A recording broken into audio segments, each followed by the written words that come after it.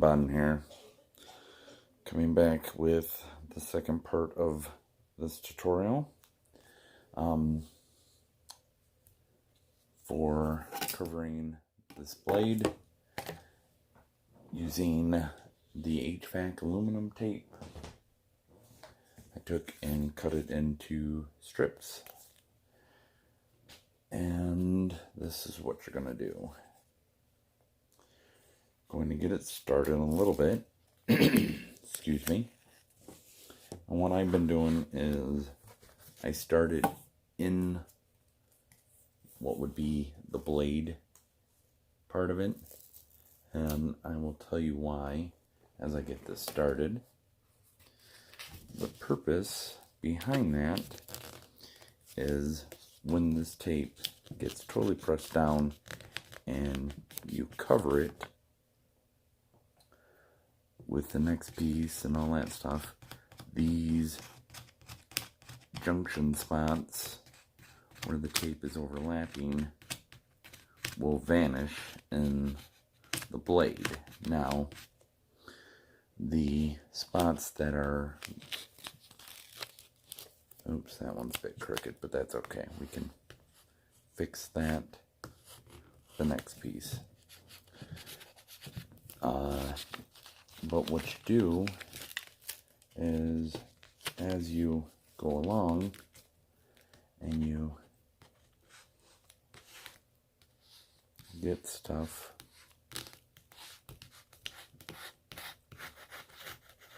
to lay down, you will keep going back and working it, and you want to take these edges of the tape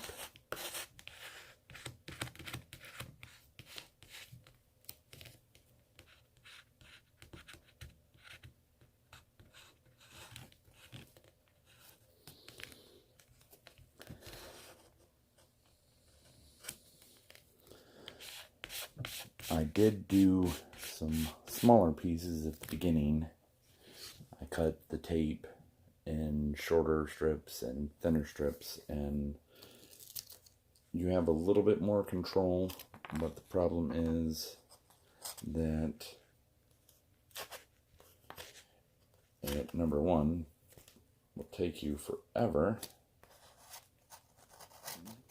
and number two, you have to do twice the amount of work, depending on what you want to do. Design-wise will also dictate, the size of strips you want to do too. But I use a knitting needle that it's not really sharp at the end. It's kind of rounded, which is very helpful. Use it to kind of edge around the felt parts. Now, something I discovered after starting this, you can learn from my mistake.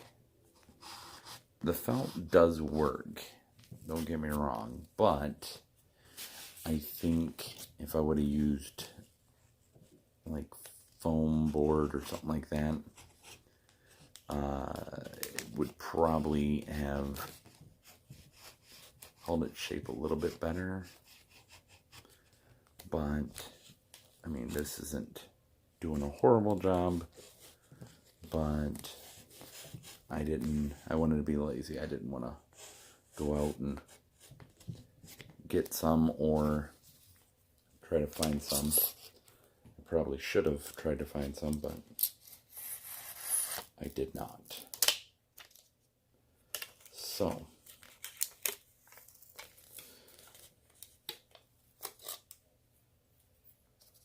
you're gonna take, when you get to these blades, I start off with working it with my thumbnail and then come back.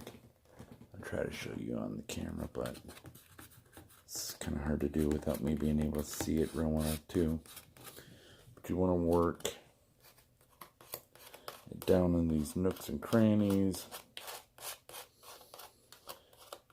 Another reason why I kind of went with this jagged looking blade was so I could hide the seams of this tape in the mix. So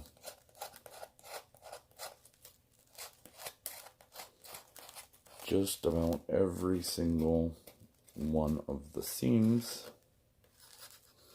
is in this part, and as you can see, let's flip it over this way, you can't see any of those. Now I know you can see this, but I'm gonna go back and work this with those scratchy lines all the way across, and those lines will disappear when I do the painting over that, because we're gonna kind of do like a stain deal where you put it on there and then you wipe it off, and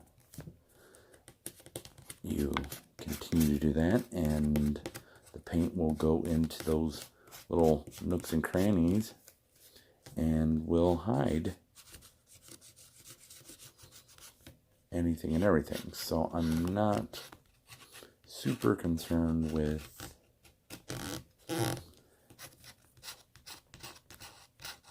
those lines on the main part of the blade.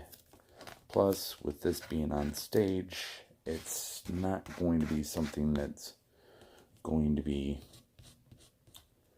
up close and available for people to look at. So,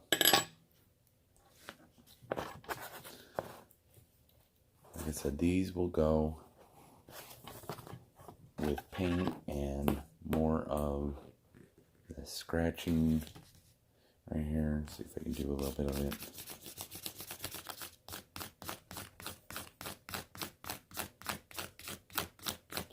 I wanted more of a beat up and hammered look, and you know that once I put some paint on that, it'll be looking real good. You can also take and just run this way with it, and if you're gonna do that, go one direction, start with where the tape is overlapping the other layer of tape, and when you pull it across, it will start to vanish, which I don't know if you can see that real well on the camera or not. So, but anyways, that is the next step. I will take you through the next step when I get to it. I hope you've enjoyed this video. If this is your first time to my channel, hit that subscribe button. Thank you very much, and see you on the next video.